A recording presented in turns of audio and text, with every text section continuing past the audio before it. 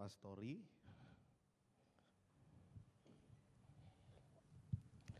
Hari ini kita akan bahas masih tema bulan ini teman-teman, yaitu Let Go and Let God. Ya, tapi kita sudah masuk ke minggu keempat, jadi pembahasannya mungkin akan lebih dalam. Teman-teman yang di belakang boleh saya minta maju aja ke depan supaya tidak terlalu jauh jaraknya. Ya, boleh maju aja ke depan. Dimatikan aja lampunya, hilang lampu sorotnya ini. Lampu yang di atas. Dimatikan aja lampu sorotnya. Kukuh, geser sini saja Kukuh, biar agak ke depan. Nah, masih bisa kelihatan nggak Mister ini? Oke, masih bisa kelihatan LCD? Ya, boleh ditampilkan LCD-nya. Shalom teman-teman. Ya, sehat semua? Baik kabarnya? Iya. Oke, iya.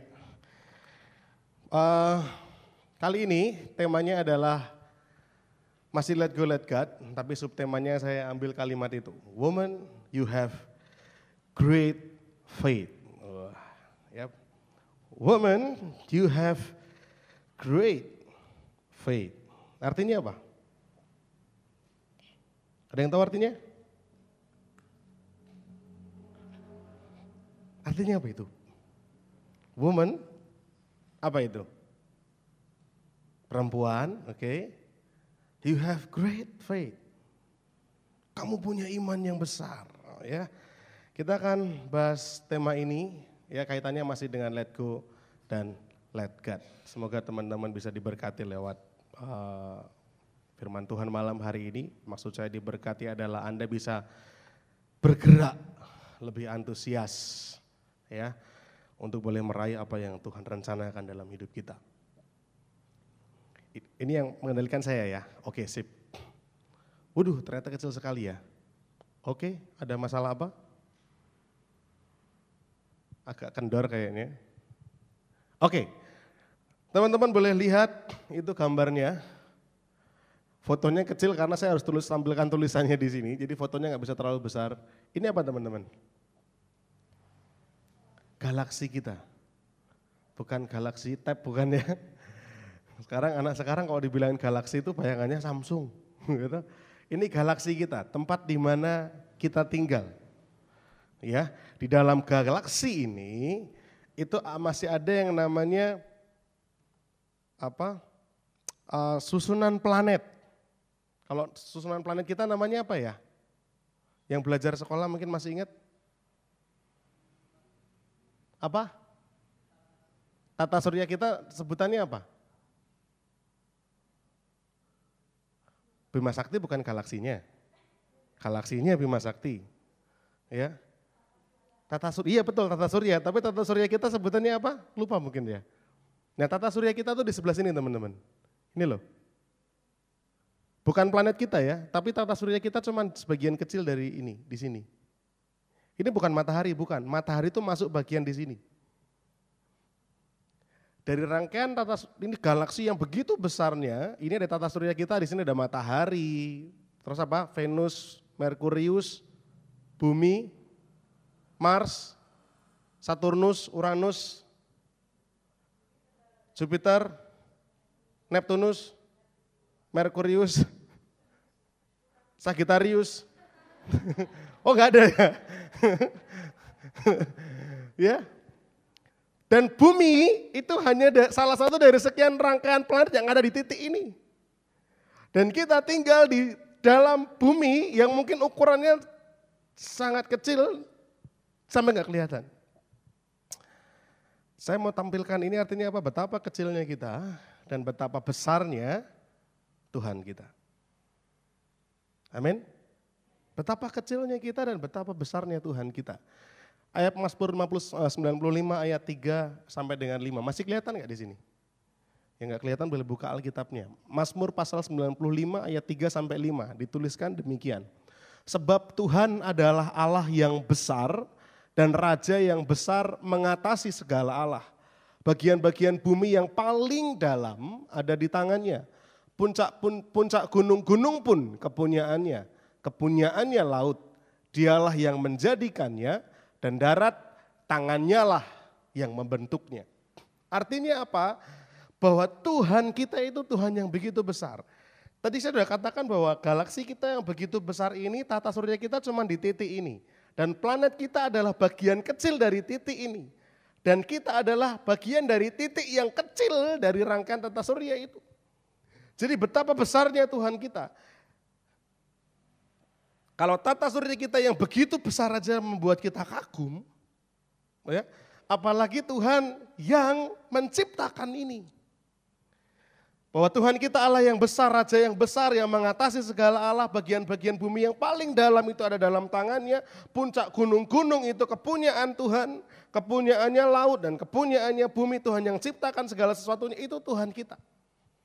Nah, maksud saya apa? Saya mau jelaskan hal ini dulu. Kenapa saya terangkan bagian ini? Karena saya mau ceritakan satu kisah di Alkitab yang menurut saya kisahnya luar biasa. Kenapa? Karena ingat, Tuhan kita yang ciptakan ini. Tuhan kita itu Tuhan yang begitu besar yang ciptakan ini. Kalau misalkan teman-teman seorang penyanyi, Widi misalkan, seorang penyanyi, lalu kamu nyanyi di depannya Tita, adikmu, ya, dengan kamu nyanyi di depannya Raisa misalkan, yang sebenarnya, ya, atau jangan Raisa deh, penyanyi yang paling ngetren sekarang siapa? Cewek, Agnes Mo, Agnes Mo, ya Mo. Kira-kira di depannya Tita sama di depannya Agnes Monica misalkan, susah mana? Kenapa? Sama-sama orangnya. Tahu kemampuannya Agnes Mo? Baik, berarti kemampuan adikmu enggak baik. Kenapa nyanyi di depannya Agnes Monica kamu jauh lebih susah?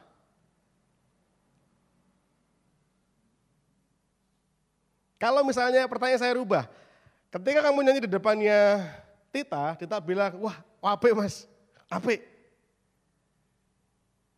Perasaannya dibandingkan dengan ketika kamu nyanyi di depannya Agnes Monica dan Agnes Monica bilang, Widi keren. Merinding mana? Kenapa? Sama-sama dibilang bagus loh. Kenapa?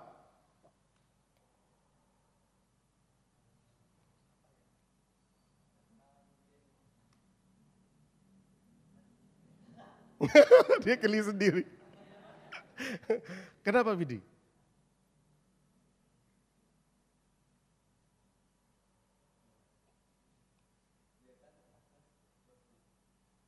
Lebih apa? Lebih cantik. Loh, Tit, saya kan perlu menjelaskan ya Tit ya, lebih apa? Lebih apa nih?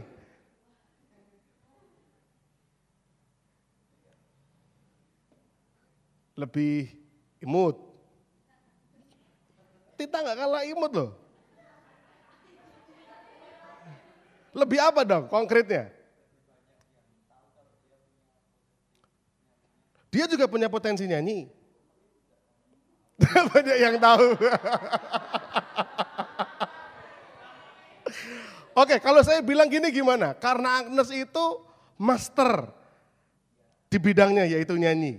Sementara mungkin kalau Tita kopiannya, bukan masternya. Kan kalau kuliah itu kan ada modul yang master, ada modul kopi ya. Bercanda Tita, modul bajakan katanya.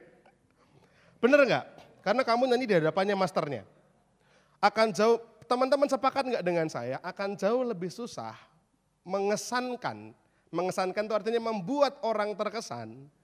Ya, akan jauh lebih susah membuat seorang yang sudah master terkesan dibandingkan membuat orang yang tidak punya pengalaman terkesan. Lebih terkesan, tahu ya terkesan, apa sih? Terkesan, jadi wow gitu loh. Akan membuat orang terkesan, apa terkesan ya? Impress gitu loh. Terkesan, apa? Ya kagum gitu kan. Akan Ya bahasa gampangnya kagum ini misalkan. Jauh mudah mana membuat orang yang tidak punya pengalaman kagum gitu kan. Apa dibandingkan dengan orang yang punya pengalaman, orang yang ahli bidangnya kagum gitu. Lebih susah yang mana? Lebih susah melakukan di hadapan siapa? Di hadapan orang yang biasa-biasa saja atau di hadapan orang yang master di bidangnya? Ya pasti master di bidangnya, sepakat nggak? Kalau misalkan orang yang biasa-biasa saja itu masuk hitungan, mungkin saya jadi jurinya The Voice mungkin. Benar nggak? Tapi kan siapa yang kenal saya? Betul? Siapa yang kenal Tita? Mereka kenalnya Tulus gitu kan. Mereka kenalnya Agnes Monica, mereka kenalnya Baby Romeo, makanya dipakailah orang-orang ini. Membuat mereka terkesan itu bukan pekerjaan yang mudah, sepakat? Kenapa? Karena mereka master bidangnya. Setuju? Nah sekarang bayangkan, ada seorang pribadi master dalam segalanya. Dia yang ciptakan bumi, dia yang ciptakan dunia, laut takluk sama ucapannya, gunung-gunung bisa pindah lewat ucapannya. Dia yang membuat manusia hidup, dia yang buat manusia mati kapanpun. Dia seorang master di bidangnya yaitu Tuhan, tapi dia terkesan dengan seseorang. Itu yang mau saya sampaikan di sini. Betapa kualitas orang ini begitu luar biasa sampai Tuhan terkesan sama orang ini. Sampai Tuhan kagum sama orang ini. Makanya saya tunjukkan gambar ini dulu. Tuhan kita itu Tuhan yang ajaib. Tuhan kita Tuhan yang maha besar. Mungkin kita akan berpikiran tidak mudah bikin Tuhan terkesan. Tapi kenyataannya Alkitab pernah mencatat Tuhan terkesan dengan seseorang. Tuhan kita yang maha besar pernah ngomong seperti ini. Woman, you have great faith. Matius 15 ayat 21 sampai 28. Boleh dibuka Alkitabnya? Matius 15 ayat 21 sampai 28. Sudah ketemu? Saya bacakan ya. Matius 15 ayat 21 mulai sampai dengan ayat 28. Perempuan Kanaan yang percaya. Lalu Yesus pergi dari situ dan menyingkir ke daerah Tirus dan Sidon. Maka datanglah seorang perempuan Kanaan dari daerah itu dan berseru, "Kasihanilah aku ya Tuhan, anak Daud, karena anakku perempuan kerasukan setan dan sangat menderita." Tetapi Yesus sama sekali tidak menjawabnya. Lalu murid-muridnya datang dan meminta kepadanya, "Suruhlah ia pergi, ia mengikuti kita dengan berteriak-teriak." Jawab Yesus, "Aku diutus hanya kepada domba-domba yang hilang dari umat Israel." Tetapi perempuan itu mendekat dan menyembah dia sambil berkata, "Tuhan, tolonglah aku." Tetapi Yesus menjawab, "Tidak patut mengambil roti yang disediakan bagi anak-anak dan melemparkannya kepada anjing." Kata perempuan itu, "Benar Tuhan, namun anjing itu makan remah-remah yang jatuh dari meja tuannya." Maka Yesus menjawab dan berkata kepadanya, "Hai ibu, besar imanmu, maka jadilah kepadamu seperti yang kau kehendaki." Dan seketika itu juga anaknya sembuh. Kata-kata "hai ibu besar imanmu", Alkitab terjemahan New International Version atau NIV, tuliskan seperti itu. Women, you have great faith. Perempuan yang bahkan Alkitab enggak catat namanya. Anda tahu namanya siapa? Alkitab enggak nyatat ya. Hanya dituliskan apa? Hanya dituliskan apa di situ? Dia Alkitab enggak mencatat namanya. Alkitab hanya menyebutnya sebagai awal-awalnya, judul perikopnya apa? Alkitab hanya mencatatnya sebagai perempuan Kanaan. Tidak ada nama tercatat di situ. Tapi Yesus ngomong sendiri dengan mulutnya, "Woman, you have great faith." Saya bayangkan Tuhan ketika mendengar jawaban dari perempuan ini, saya akan ceritakan 3 pribadi teman-teman hari ini. Pribadi yang pertama adalah Tuhan yang terkesan, pribadi yang kedua adalah murid-murid yang menyuruh pergi, dan pribadi yang ketiga adalah perempuan Kanaan yang percaya. Saya mau cerita 3 hal ini. Ya, pribadi yang pertama Tuhan yang terkesan. Saya bayangkan ketika perempuan ini ngomong gitu kan, ketika Tuhan selesai ngomong, "This is not right," Tuhan ngomong gitu, ini enggak benar, enggak baik. Apa pantas ngambil roti yang sedang dimakan anak-anak, saya ambil dan saya tos, saya lempar kepada anjing. Ketika Tuhan ngomong seperti itu, perempuan ini menjawab dan jawabannya itu membuat Tuhan terkesima. Nah itu cara kata-kata yang saya cari, terkesima. Terkesan gitu ya, terkesima. Ketika perempuan ini menjawab sama Tuhan, ya Tuhan, memang benar. Roti itu gak pantas dilemparkan buat anjing. Tapi anjing itu masih bisa makan remah-remah dari meja tuannya. Jawaban ini yang bikin Tuhan akhirnya terkesima. Sampai Tuhan jawab, yes, you have great faith. Kamu imanmu besar.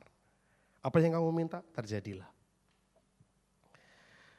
Orang mungkin mikir gini teman-teman, saya tulis di situ, saya suka kata-kata ini. Orang mungkin berpikir tidak mudah membuat Tuhan yang maha segalanya terkesan. Seperti yang tadi saya sampaikan ke Widi, enggak gampang bikin Agnes Monica terkesan, betul? Enggak gampang bikin Agnes Monica itu terkesima, betul? Kalau misalkan permain musik, saya main musik misalkan, lalu saya main musik di depannya ADMS sebagai kepala atau pemimpin orkestra, saya main musik, saya pasti gemeter. Karena tidak mudah membuat ADMS terkesima melihat permainan musik saya yang ala kadarnya. Mungkin kita berpikir tidak mudah membuat Tuhan yang maha segalanya itu terkesan. Tetapi sesuatu tentang perempuan Kanaan ini membuat Tuhan tertegun dan saya bayangkan mungkin Tuhan tersenyum melihat perjuangan iman perempuan ini. Ya Tuhan terkesan. Karena saya berusaha memvisualisasikan ketika perempuan ini akhirnya nekat maju dan dia bilang, Alkitab kan mencatat orang perempuan ini akhirnya dia tersungkur di kaki Tuhan dan dia bilang, Tuhan ya Tuhan memang kalaupun memang aku tidak bisa minta roti itu karena aku anjing, biarkan anjing itu makan remah-remah dari meja tuannya. Ini yang bikin terkesima, rahasianya apa? Kita mau belajar bareng-bareng. Pribadi yang pertama yang saya mau ceritakan adalah Tuhan. Cepat sekali ini kepencet. Ya. Tuhan yang maha besar atau Tuhan yang terkesima, pribadi pertama yang ini. Ya, saya masuk ke pribadi yang kedua sekarang. Ini di atas ada dipencet kan? Oke ya. Kok sama saya nggak sinkron gitu ya. Oke, pribadi yang kedua adalah murid-murid yang menyuruh pergi. Ya. Coba buka Matius 14 ayat 15. Saya nggak lama teman-teman. Matius 14 ayat 15. Dituliskan di sana, saya pikir masih bisa kelihatan ya dari sini ya, ternyata di sana kecil sekali, saya lihat di sini.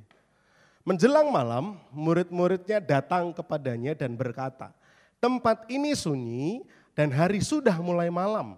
Suruhlah orang banyak itu pergi supaya mereka dapat membeli makanan di desa-desa. Ini kejadian apa teman-teman? Peristiwa ini terjadi ketika apa? Yang buka Alkitab atau mungkin yang ingat ayatnya ini? Waktu kejadian apa? Ketika Tuhan memberi makan 5.000 orang hanya dengan 5 roti 2 ikan. Betul ya Moka ya? Alkitab tulis, ketika hari mulai malam murid-murid datang sama Tuhan dan bilang, tempat ini sunyi dan hari mulai malam. Tuhan, suruhlah orang banyak ini pergi supaya mereka bisa membeli makanan di desa-desa. Saya garis bawahi kata suruhlah orang banyak itu pergi. Lalu satu pasal berikutnya, di Matius 15 ayat 23, kejadian itu terulang lagi. Matius 15 ayat 23. Tetapi Yesus sama sekali tidak menjawabnya, menjawab perempuan ini. Lalu murid-muridnya datang dan meminta kepada Tuhan. Murid-murid Tuhan datang dan meminta sama Tuhan. Suruhlah ia pergi. Ia mengikuti kita dengan berteriak-teriak. Teman-teman saya mau, kenapa saya juga bahas hal ini. Yang pertama tadi Tuhan yang terkesan, yang kedua murid-murid yang menyuruh pergi. Kenapa? Karena saya melihat dan mencoba merenungkan, murid-murid itu menyukai pengajaran. Ya jelas, karena murid-murid ini dekat terus sama Tuhan. Mereka suka pengajaran. Murid-murid mungkin suka lihat Tuhan lakukan perbuatan ajaib. Ya, 5 roti 2 ikan jadi buat bisa makan 5.000 orang. Ketika Tuhan berjalan di atas air. Ketika Tuhan menyembuhkan orang sakit, mukjizat kesembuhan dan seterusnya. Murid-murid menyukai itu semua dan mereka berusaha mengejar itu semua. Mereka berusaha ingin, Tuhan gimana caranya supaya kami bisa sembuhkan orang. Tuhan gimana caranya supaya kami bisa membuat orang kagum dengan ajaran kami. Tapi satu hal yang saya garis bawahi dari 2 ayat ini, Murid-murid lupa dalam satu hal yang penting, yaitu belas kasihan. Ketika orang banyak belum makan, mereka bilang, Tuhan, Tuhan, suruh mereka pergi. Easy way. Cara yang mudah. Ketika ada perempuan yang berteriak-teriak minta supaya Tuhan menyembuhkan anak perempuannya yang kerasukan, lagi-lagi murid-murid mengulangi hal yang sama. Tuhan, Tuhan, suruhlah perempuan ini pergi. Pilih easy way lagi, cara yang mudah. Saya mau bahas sedikit di bagian ini. Ini salah satu keprihatinan saya. Sebelum saya melangkah lebih lanjut masalah let go let God dalam cerita ini, saya mau sedikit masuk ke sini. Apa yang kamu kejar hari-hari ini sama Tuhan? Apa yang sedang kamu mau kejar sama Tuhan? Pengajarannya, saya suka mendalami firman Tuhan, itu salah satu kegemaran saya. Kegemaran teman-teman kah itu? Atau apa yang sedang kamu kejar sama Tuhan? Perbuatan ajaibnya? Ataukah kesembuhannya? Ataukah kuasanya? Ataukah karunianya? Apa yang sedang kita kejar sama Tuhan? Murid-murid melewati masa kurang lebih 2 tahun. Sebelum kejadian ini kurang lebih 2 tahun mereka melewati masa-masa bersama dengan Tuhan. Tapi mereka belum paham juga hatinya Tuhan. Ketemu masalah, ketemu problem, Tuhan suruh mereka pergi. Ketemu perempuan yang agak berisik sedikit, Tuhan suruh perempuan ini pergi. Mereka tidak mengenali, mereka tidak mengerti betapa Tuhan yang sedang mereka dampingi ini, yang namanya Tuhan Yesus ini, itu yang membuat orang banyak tertarik sama dia. Problem utamanya yang paling orang cari sebenarnya adalah compassion-nya. Yang paling menarik bagi mata orang-orang ini adalah karena Tuhan kita Tuhan yang berbelas kasih. Tuhan yang punya compassion. Ketika Tuhan sembuhkan orang sakit karena tergerak oleh belas kasihan. Ketika orang melihat orang lapar tergerak oleh belas kasihan. Ada compassion-nya. Hari-hari ini ketika JM sedang berjuang untuk jangkau jiwa. Yuk kita juga menggerakkan compassion kita. Sebelum saya bahas lebih lanjut masalah let go let God, mumpung ngelewati ayat ini. Ketika engkau lihat jiwa hatimu tergerak, Tuhan aku mau dia diselamatkan. Kenapa perlakuan menjadi berbeda ketika kita berjumpa dengan orang yang baru pertama kali kenal Tuhan. Dengan mungkin berhadapan dengan orang yang sudah bertahun-tahun kenal Tuhan. Sama-sama digerakkan oleh compassion, oleh belas kasihan, tapi keluarnya lain. Ketika mungkin kita berhadapan dengan orang yang baru pertama kali awal-awal kenal Tuhan, compassion kita akan berwujud seperti, ayo ke gereja, tak jemput gak apa-apa. Loh kamu kenapa sakit? Ada yang bisa dibantu gak? Compassionnya seperti itu. Tapi ketika misalkan saya bertahun-tahun, saya sudah mendampingi Widi bertahun-tahun dan dia tidak bertumbuh, compassion saya tidak lagi berbicara seperti itu. Widi kenapa? Ada masalah apa? Enggak. Compassion saya, belas kasihan saya tergerak karena kenapa kamu seperti itu terus? Tidakkah engkau harusnya lebih bertumbuh dan berbuah? Tuhan didorong oleh satu belas kasihan yang besar ketika dia melihat jiwa-jiwa yang tidak digembalakan. Maka Tuhan begitu hatinya tergerak dan aku harus merawat yang terluka, menyembuhkan yang sakit. Menampung mungkin yang tidak memiliki rumah dan seterusnya. Tetapi ketika dia memasuki bait arah dan itu dipakai menjadi meja pertukaran. Compassion Tuhan, wujudnya berubah. Belas kasihannya dia terhadap jiwa-jiwi keluar menjadi sebuah amarah yang kuat. Kenapa rumah Bapakku engkau jadikan rumah pertukaran uang? Bisakah kita memiliki kehidupan pelayanan yang ada compassion di dalamnya? Ataukah karena engkau sudah menjadi murid Tuhan, bertahun-tahun ikut Tuhan, lalu penghakimanmu, tudinganmu jauh lebih melukai daripada membalut. Ini koreksi buat kita semua. Apakah karena kita murid Tuhan, karena kita ini ikut Tuhan sudah cukup lama, lalu kita bilang Tuhan suruh orang ini pergi. Lalu kita bilang Tuhan suruh perempuan ini pergi. Apakah karena kita sudah melayani, apakah karena kita sudah menjadi murid-murid Tuhan, selalu kita menjadi orang yang mudah menghakimi? Itu menjadi pertanyaan buat kita. Di manakah compassion kita? Dalam kata compassion, di dalamnya ada kata kompas. Ketika orang tersesat, kompaslah yang bisa bikin dia kembali ke jalan yang benar. Oke?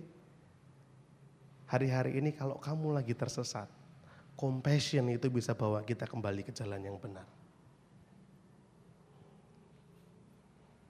Saya mencoba merenung dan berkata, Tuhan, mengapa menjadi semakin banyak orang yang ketika bertumbuh secara rohaninya, ketika meningkat dalam kehidupan manusia rohnya, tapi justru semakin mudah menghakimi orang, semakin mudah menuding orang. Anda bisa bayangkan, andai kata Tuhan pada waktu itu mendengarkan murid-murid. Bisa gak bayangin kejadian ini? Ketika dia sedang berjalan, lalu perempuan itu teriak-teriak, Tuhan tolonglah anakku, kerasukan setan dan keadaannya sekarang sangat parah. Kalau dalam terjemahan bahasa Inggrisnya dia bilang, anakku itu possessed by evil spirit and terribly. Artinya kondisinya sangat buruk. In terribly condition. Yang sangat parah kondisinya. Tapi Tuhan diam aja. Lalu dia tetap teriak-teriak. Nah terus murid-muridnya ngomong gini, Tuhan suruhlah perempuan ini pergi. Tapi Tuhan tetap diam aja. Andai kata Tuhan turuti kata-kata murid-muridnya, Tuhan akan melewatkan satu perjumpaan dengan perempuan yang imannya itu dahsyat. Yang imannya itu besar. Tapi Tuhan gak dengerin murid-muridnya. Tuhan tahu caranya tersendiri. Ya, pelan-pelan ya. Murid-murid yang nyuruh pergi. Perhatikan ayat Matius 14, nggak usah dibuka Alkitabnya, nggak apa-apa, catat aja. Di sini ada, saya tuliskan. Ketika Yesus mendarat, ia melihat orang banyak yang besar jumlahnya. Maka tergeraklah hatinya oleh belas kasihan kepada mereka dan ia menyembuhkan mereka yang sakit. Ini kejadian ketika seperti kalau nggak salah masih sama memberi makan 5.000 orang juga. Iya betul, memberi makan 5.000 orang. Tuliskan di apa? Sana. Maka tergeraklah hati Tuhan oleh belas kasihan, compassion. Ini kuncinya, compassion Tuhan. Ya. Ayat berikutnya, Lukas 15 ayat 20. Perhatikan. Bahasa Indonesianya tuliskan demikian. Maka bangkitlah ia dan pergi kepada bapaknya. Cerita ini tentang apa? Anak yang terhilang. Oke, ketika dia akhirnya memutuskan untuk, di sini aku makan makanan babi, di rumahku bapakku itu banyak hamba-hambanya. Aku mau makan tinggal ngomong apa semua tersedia. Dan aku di sini parah banget kondisiku. Sudahlah lebih baik pulang ke rumah Bapa, karena aku sudah berdosa sama Bapa dan terhadap surga, aku nggak pantas lagi jadi anak, mendingan aku jadi hambanya Bapa. Tapi minimal aku di rumah Bapakku. Itu kejadian sebelum ayat ini tuliskan. Lalu tulislah ayat ini. Maka bangkitlah ia dan pergi kepada bapaknya. Perhatikan, ketika anak bungsu itu masih jauh, ayahnya telah melihatnya. Lalu apa? Tergeraklah hatinya oleh belas kasihan. Ayahnya itu berlari mendapatkan dia lalu merangkul dan mencium dia. Anak ini udah melukai hati bapaknya, bapaknya belum mati, warisan sudah diminta. Warisannya sudah dihambur-hamburkan, sudah habis semua. lalu dia menjadi pekerja di sebuah kandang babi, dia makan makanan babi, tidak pernah mandi mungkin, sudah dekil, bau mungkin. Mungkin wajahnya bukan lagi wajah seperti anaknya yang dulu, tapi bapaknya masih mengenalinya karena ayat menuliskan ayahnya telah melihatnya lalu tergeraklah hatinya oleh belas kasihan, ayahnya itu berlari mendapatkan dia, lalu merangkul dan mencium dia. Sudah badannya bau, gak pernah sikat gigi mungkin, ya kan? Acak-acakan keadaannya, tapi karena compassion Tuhan, compassion bapaknya, bapak ini dibilang lari, merangkul dan mencium anak ini. Yang gerakan apa? Compassion lagi. Kenapa ayat ini saya bahas? Baik lagi. Saya baru ngomong pribadi yang kedua. Pribadi yang pertama tadi Tuhan yang terkesan dengan iman perempuan ini. Pribadi yang kedua, murid-murid yang menyuruh pergi. Mereka tidak mengenal dengan baik. Dan saya tidak mensalahkan murid-murid ini, saya nggak nyalahin murid-murid ini, enggak. Karena saya pun juga pernah seperti itu, gitu kan. Kita pun mungkin pernah seperti itu, artinya kita tidak mengenal hati Tuhan dengan dalam. Kita nggak memahami hati Tuhan dengan sebaik mungkin, tapi ini sudah diberitahu ya, saya sudah sampaikan hari ini, jadi tidak ada alasan saya tidak beritahu. Saya sudah beritahu bahwa hati Tuhan itu hati yang dipenuhi dengan compassion, dengan belas kasihan. Pribadi yang kedua itu orang-orang yang menyuruh pergi, murid-murid yang menyuruh pergi, mereka tidak menyadari bahwa hati Tuhan itu hati yang penuh belas kasihan. Sekarang saya masuk ke inti yang saya maksudkan. Perempuan Kanaan yang percaya. Yang pertama tadi pribadi yang Tuhan yang maha besar, tapi Tuhan yang maha besar yang bisa terkesima oleh iman perempuan ini. Pribadi yang kedua adalah murid-murid yang menyuruh pergi. Pribadi yang ketiga adalah perempuan Kanaan yang percaya.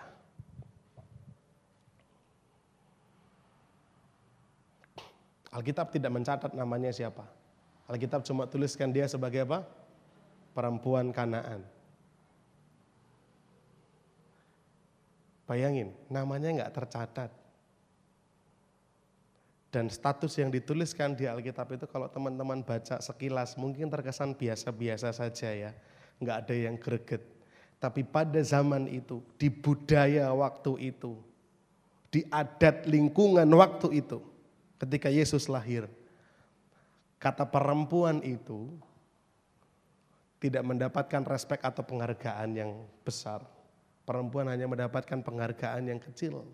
Perempuan itu cuma di rumah aja, di dapur aja, enggak usah yang aneh-aneh.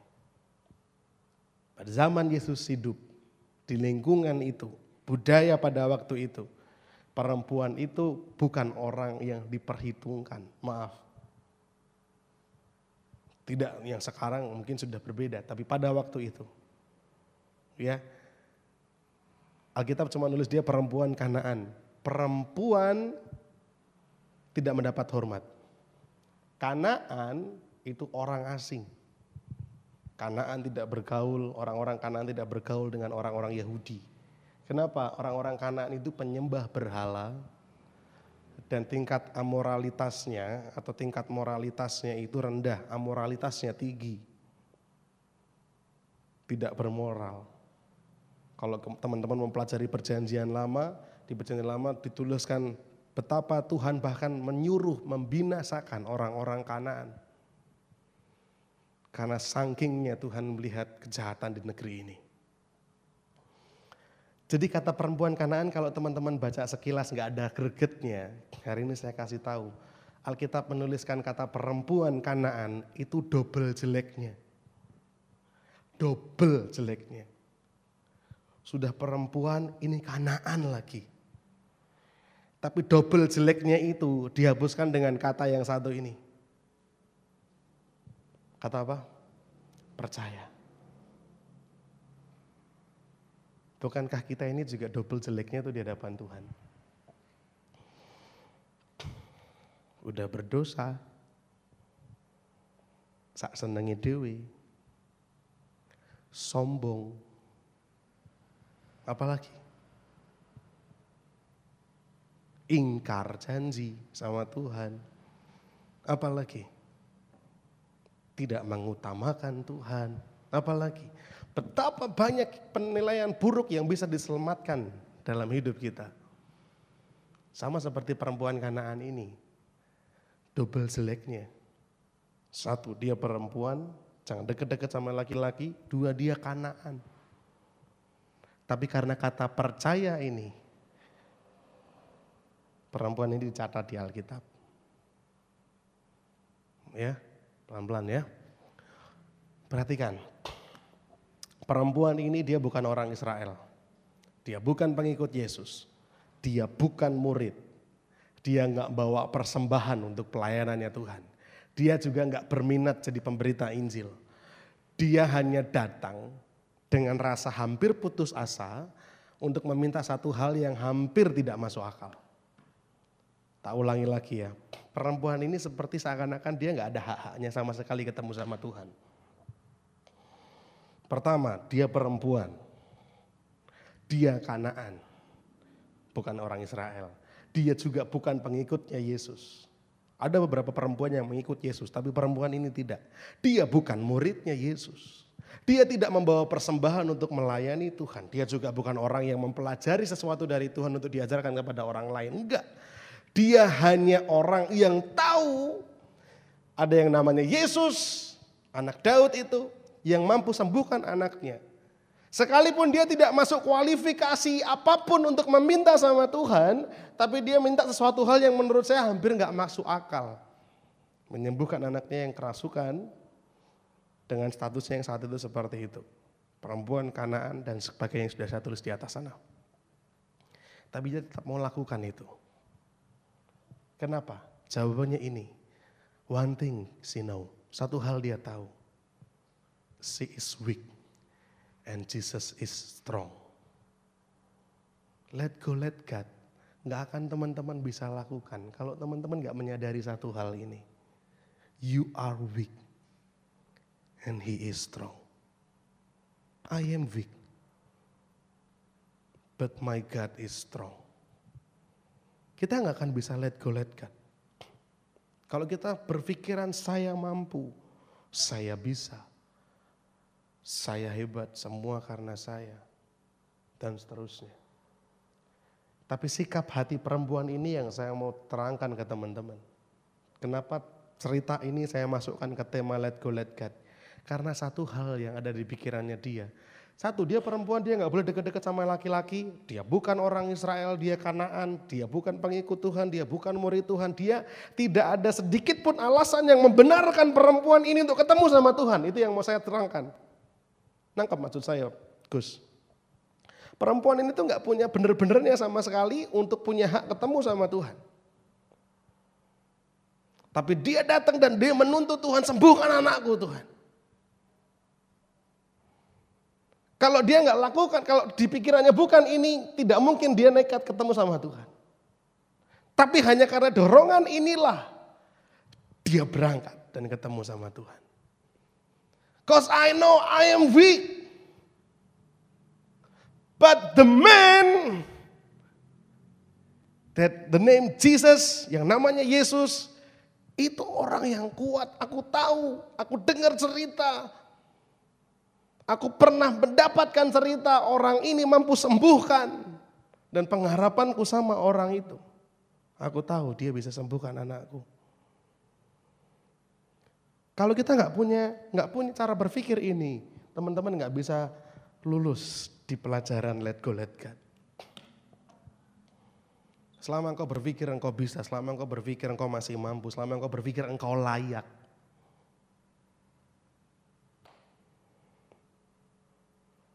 kita nggak akan bisa. Let go sama let God. Lebih dalam lagi. Wujud iman dari perempuan Kanaan ini apa? Yang pertama ayat 22. Kali ini Alkitabnya boleh dibuka. Karena harus saya cocokkan sama ayat yang di Alkitab. Dibuka Matius 15 tadi. Matius 15 mulai ayat 22. Wujud iman dari perempuan ini apa? Yang pertama, ketika dia ngomong Tuhan, ya Tuhan, kasihanilah aku. Have mercy on me.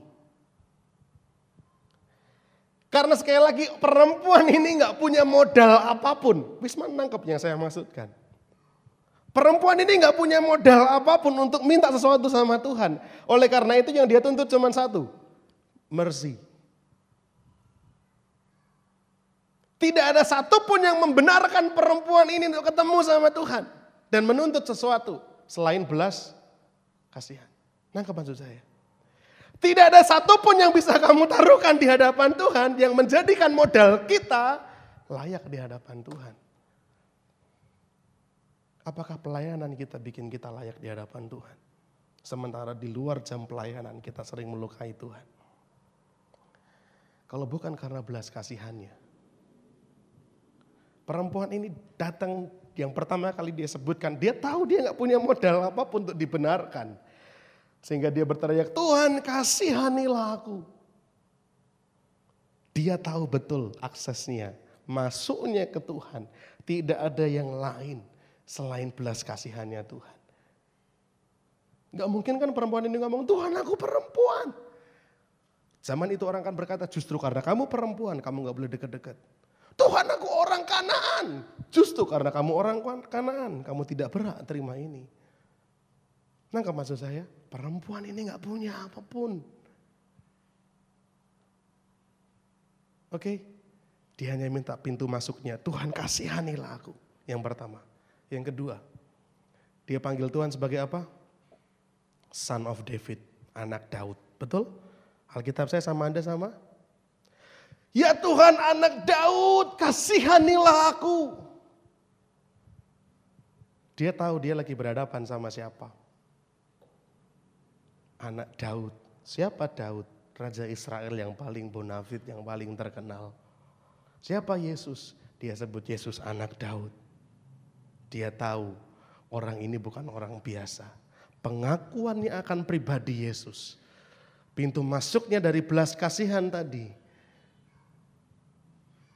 Dibarengi dengan pengakuannya bahwa Yesus itu adalah Tuhan dan anak Daud, Raja.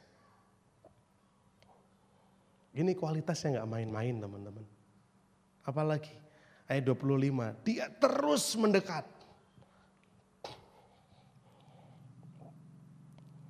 Mana Alkitab saya? Saya harap teman-teman tidak bingung dengan hal ini ya. 25, tetap ketika Tuhan ngomong, ya, aku diutus hanya kepada domba-domba yang hilang dari umat Israel. Ayat 25, tetapi perempuan itu mendekat dan menyembah dia sambil berkata, Tuhan tolonglah aku. Kualitas imannya yang berikutnya adalah dia terus dekat. Keberaniannya besar.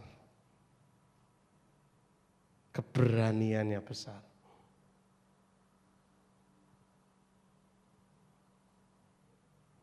Kalau orang-orang dunia aja berani terobos apapun demi mendapatkan sebuah tanda tangan idolanya.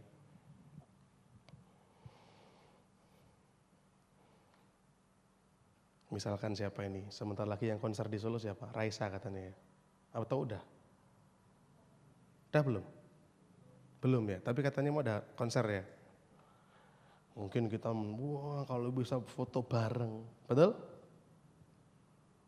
Minta tanda tangan. Keberaniannya menjadi besar. Hanya untuk foto bareng dan tanda tangan. Perempuan ini lebih lagi. Dia berpikiran, kalau aku bisa ketemu sama orang ini. Dan aku mendapatkan persetujuan orang ini bahwa anakku sembuh. Aku pulang, anakku sembuh. Oleh karena itu dia bilang, apapun yang menghadangku, tak lawan. Apapun yang menghalangiku, tak terobos. Keberaniannya besar. Dia terus mendekat. Apalagi ayat 25. Dia sembah Tuhan dan berkata, Tuhan tolonglah aku. Enggak ada cara lain teman-teman. Enggak ada akses lain lagi. Baik lagi, apa yang mau dipertaruhkan perempuan ini? Apa? Dia enggak punya uang. Dia enggak bawa uang. Nama baik, Alkitab tidak mencatat itu. Apa yang mau dipertaruhkan ini tidak ada. Oleh karena itu dia tahu caranya cuma satu. Saya sembah Tuhan dan mohon sama Tuhan. Please Tuhan, tolong saya. Kenapa? Kenapa semangat ini, kenapa tindakan ini muncul? Baik lagi karena tadi yang saya tulis di bawah bagian sini tadi, karena dia tahu bahwa dia itu lemah dan siapa yang kuat? Yesus yang kuat. Maka dia lakukan itu. Kualitasnya yang berikutnya apa? Ayat 27, dia nggak nentang Tuhan. Tapi dia merendahkan dirinya dan memohon sekali lagi. Ayat 27. Ketika 26, Tuhan jawab demikian, 26 dulu. Tetapi Yesus menjawab, tidak patut. Kalau terjemahan Inggrisnya, this is not right, kata Tuhan. Enggak benar ini tuh enggak benar gitu ya. Tapi terjemahan bahasa Indonesianya, tidak patut mengambil roti yang disediakan bagi anak-anak dan melemparkannya kepada anjing. Ayat 27, Alkitab tuliskan dengan baik sekali di sana, perempuan itu jawab, benar Tuhan.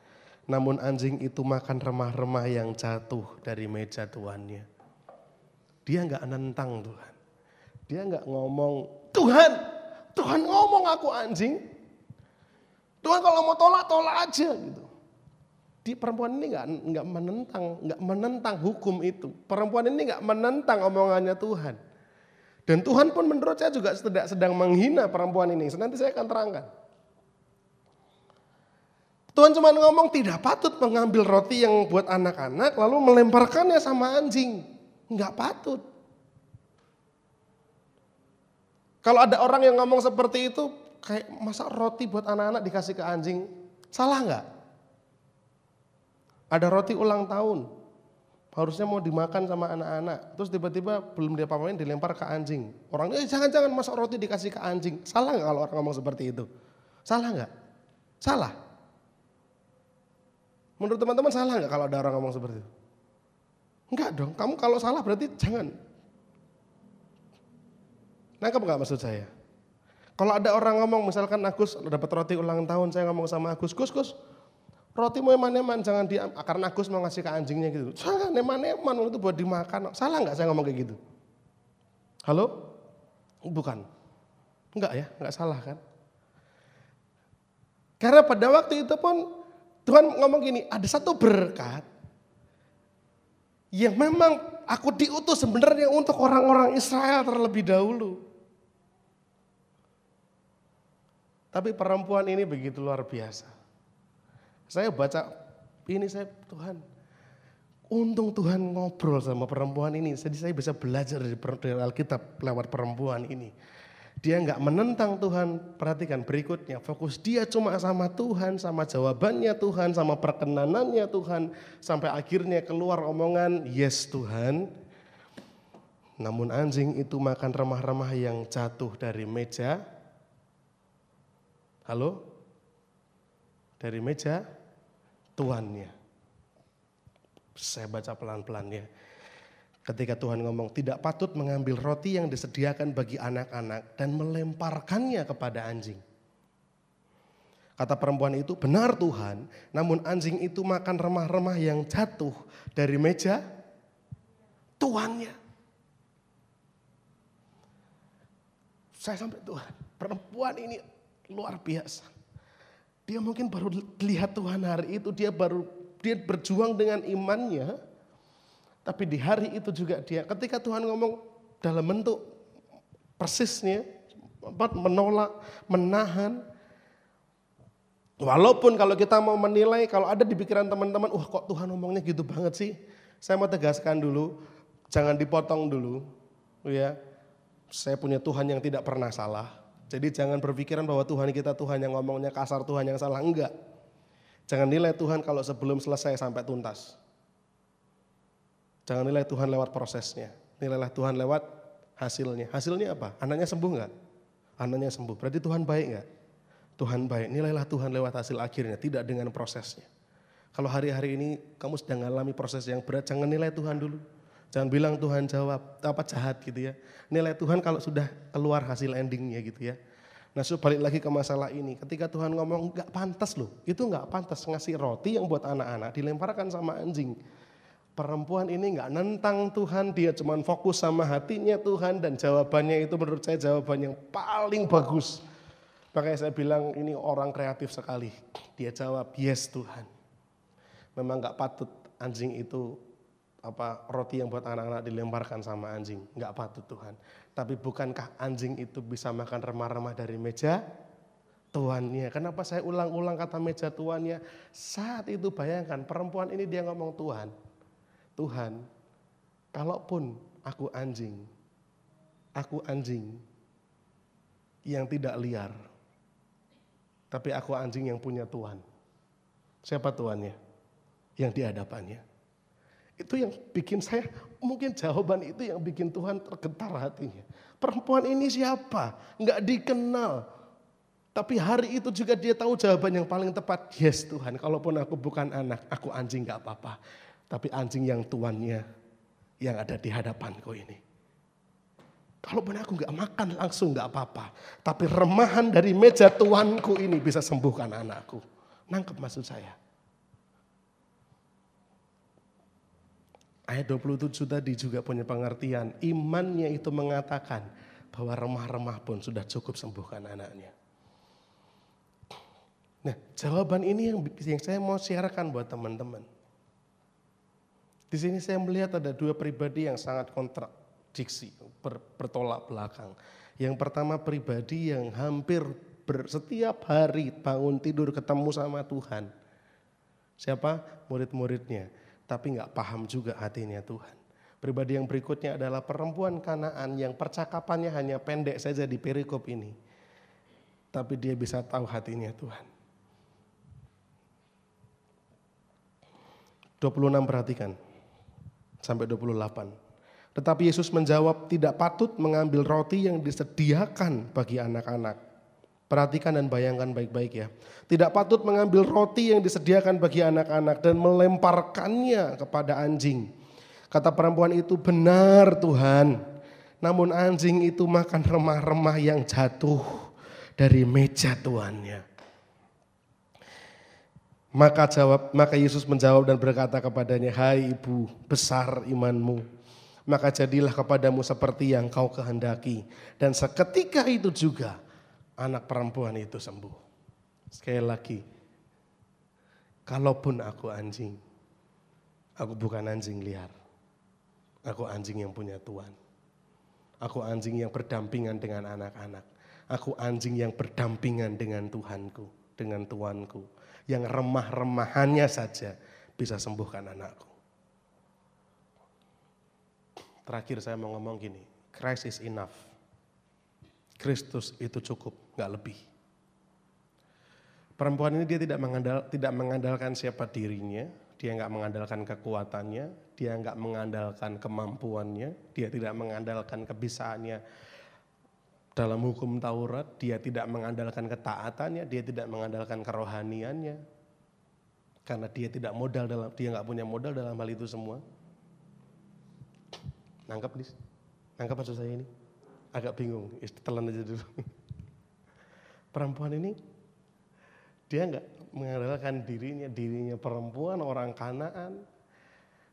Dia lemah, dia gak punya kemampuan, dia bukan istri pejabat juga. Tidak ada sesuatu yang bisa ditonjolkan.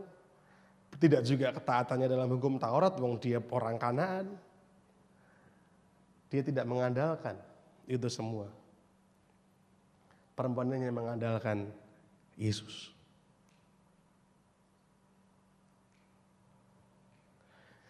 Sekarang kita mau let go ini semua. Bisa nggak kita menanggalkan status sosial kita? Bisa nggak kita menanggalkan kekayaan kita? Bisa nggak kita menanggalkan pengetahuan kita? Bisa nggak kita menanggalkan jabatan kita? Bisa nggak kita menanggalkan kebanggaan rohani kita? Pelayanan kita? Perbuatan baik kita? Dan hanya menaruhkan iman pengharapan kita sama Yesus? Let go itu semua. Let God, Christ is enough. Ini pelajaran yang saya dapat dari perempuan ini.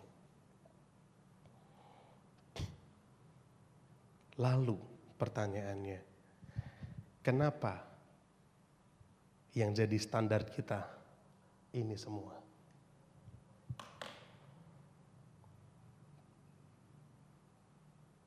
Kenapa yang jadi standar kita pengetahuan kita? Kalau kita punya pengetahuan maka kita menjadi orang yang kuat. Kenapa yang jadi standar kekayaan kita? Kalau saya kaya, saya kuat. Kenapa yang jadi standar kebanggaan rohani kita? Kalau saya rohani, saya kuat. Kenapa yang jadi standar pelayanan kita? Oh, kalau saya aktif melayani, maka saya kuat. Sedangkan dalam kisah ini, standarnya cuma satu, Yesus tok. Kalau hari-hari ini, teman-teman gak let go ini semua, kau gak akan bisa let God. Gak akan bisa membiarkan dan berkata, Kristus itu cukup bagiku. Saya sedang tidak mengajarkan Anda untuk tidak sekolah. Itu juga salah. Saya juga gak sedang ngomong sama teman-teman untuk tidak bekerja. Itu juga salah. Saya juga gak sedang ngajarin teman-teman untuk gak melayani. Itu juga salah. Yang saya sedang ajarkan adalah, bisakah kita taruhkan pusatnya itu semua hanya Yesus saja yang ada di situ?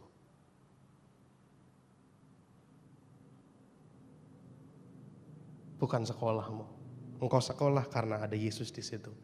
Engkau bekerja karena ada Kristus di situ. Engkau melayani karena fokusmu ada Kristus di situ. Engkau membangun kehidupan rohanimu karena ada Kristus di situ. Bukan untuk menghakimi orang lain. Bukan untuk membuatmu terlihat hebat di mata Tuhan. Karena siapa kita? Bisa nangkap maksud saya?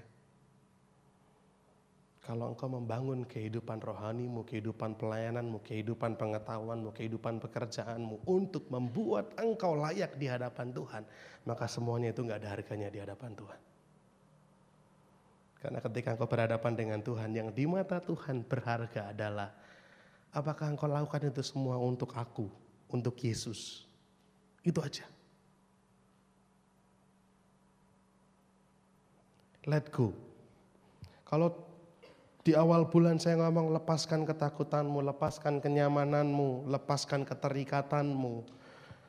Artinya adalah lepaskan semuanya itu dan fokuslah hanya pada Yesus saja. Karena Yesus bisa hilangkan ketakutanmu, Yesus bisa hilangkan kenyamananmu, Yesus bisa lepaskan keterikatanmu. Kalau Kak Adrian bilang lupakan masa lalumu, artinya juga lupakan masa lalumu dan fokuslah hanya pada Yesus saja. Karena Yesus bisa merubah masa lalumu menjadi masa depan yang penuh harapan. Hanya Yesus saja yang pantas engkau banggakan, tidak yang lain. Bisa diterima? Hari ini saya mungkin tidak seperti yang biasanya membahas menjadi agak muter belibet dan segala macam. Tapi saya mau tegaskan satu hal. Saya mau tegaskan satu hal malam ini.